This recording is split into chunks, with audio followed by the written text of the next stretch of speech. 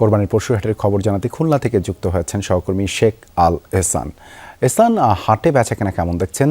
দাম নিয়ে ক্রেতা বিক্রেতাদের প্রতিক্রিয়া কি? সিলন টি রপ্তানিতে শীর্ষে। দেবাশিস, একেবারে জমজমাট বলতে যেটা বোঝায়, এখন খুলনা শহরের একমাত্র পশুর হাটটা কিন্তু সেই জমজমাট অবস্থা।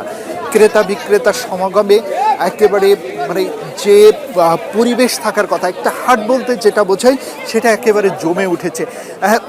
যে পরিমাণ গরু বিভিন্ন জায়গা থেকে আসছে, ঠিক সেই পরিমাণ ক্রেতাও কিন্তু আসছে এবং তারা পছন্দ করে গরু কিনে নিয়ে যাচ্ছে। আমরা দেখেছি যে গরুর সমাহার গতকাল যা ছিল আজকে কিন্তু তার চেয়ে দ্বিগুণ, এবং গরুর বিক্রিও কিন্তু সেইভাবে বাড়ছে। আমরা একটু দেখছি এখানে দুইটা গরু বেশ সাজিয়ে নিয়ে এসেছেন, এনারা এসেছেন গত পরশুদিন। আমরা একটু শুনতে চাই কেন এখনো গরু বিক্রি হয়নি। ভাই একটু বলবেন, আসলে 2 দিন হলো কিন্তু আপনাদের গরু বিক্রি হয়নি কেন? ভাই গরু বিক্রি হচ্ছে না ভাই। আমাদের যে গরু পাশে ডেলি যে খরচ হয় 300-400 টাকা করে একটা গরু পাশে ডেলি খরচ হয়, এই গরু কিরাই গরু কিনবে, এরা কোনো লিজ্জ মূল্য দাম বলে না। আমাদের দুটো গরুর দাম হবে 5 লাখ টাকা, এরা দাম বলে 3 লাখ 3.5 লাখ টাকা দাম বলে। এরা লিজ দাম বলে না, বলে আমরা 2-3 দিনে আজকে খুলনা মার্কেটে আমরা বসে আছে, গরু বিক্রি করে পারতেছি না। এই জন্য আমাদের গরু বিক্রি হচ্ছে না।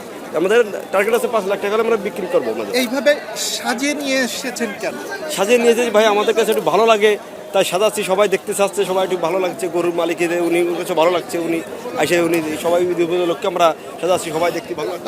দেবাশিস, একটা কথা বলতে দিতে চাই, আমাদের এই শহরের এই একমাত্র পশুর হাটে আজকের 6টা পর্যন্ত গরু এবং পশু বিক্রি হয়েছে 1576টি। এর মধ্যে গরু বিক্রি হয়েছে 1036টি এবং ছাগল বিক্রি হয়েছে 526টি, ভেড়া বিক্রি হয়েছে 11টি। দেবাশিস, ধন্যবাদ এহসান যুক্ত হওয়ার জন্য।